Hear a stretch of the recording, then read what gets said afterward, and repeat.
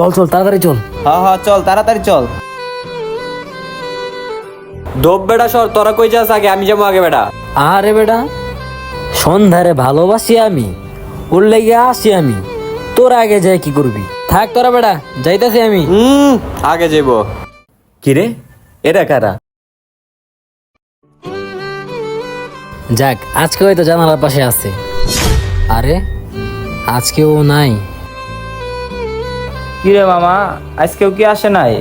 না রে বন্ধু, আজকেও জানালাটা লাগানো, আসে নাই মনে হয়।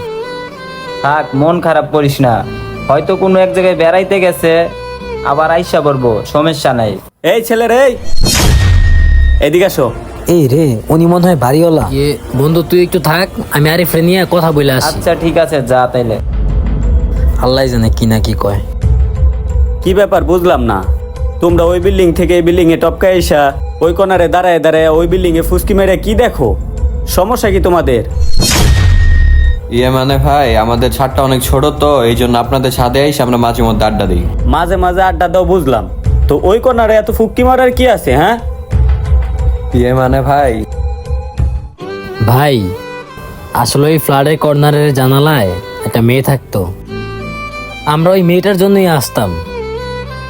কত দুষ্টামি ফাইজলামি করতাম, কিন্তু মেয়েটা কখনো আমাদের দুষ্টামি ফাইজলামিতে সাড়া দিত না। মেয়েটা বিকাল হইলে জানালার পাশে আসতো, আর সন্ধ্যা হইলে চলে যাইতো। আজ কিছুদিন যাবত মেয়েটাকে আর জানালার পাশে পাইতাছি না। ও, তুমি তাহলে নিঝুমের কথা বলতেছো? আসলে ও তো কথা বলতে পারতো না, ও ছিল বাক প্রতিবন্ধী। আর ওরা তো এই বাসা থেকে চলে গেছে, কারণ ওর বিগত 4-5 বছর ধরে ক্যান্সারে আক্রান্ত ছিল ও। তো হুট করে ওর এই অসুস্থতাটা বাইরে যায়, তাই ও মারা যায়। এই কারণে আর কি ও আর জানালায় আসে না। কিন্তু বুঝলাম না, ওর নাম তো নিঝুম ছিল, তো তোমরা সন্ধ্যা বললা যে? আসলে ভাইয়া, ওর নাম তো আমরা জানতাম না। ও বিকালবেলা আসতো আর সন্ধ্যা হইলে চলে যাইতো, এর জন্য ওরে আমরা সন্ধ্যা বলে ডাকতাম। আরে প্রণয়, ওর সাথে তো তোর প্রেম ছিল না, তাহলে তুই কান্না করতেছিস কেন? আরে বন্ধু, দুজন দুজনের মধ্যে প্রেমের সম্পর্ক থাকলে যে ভালোবাসা হয় এমন কোনো কথা না।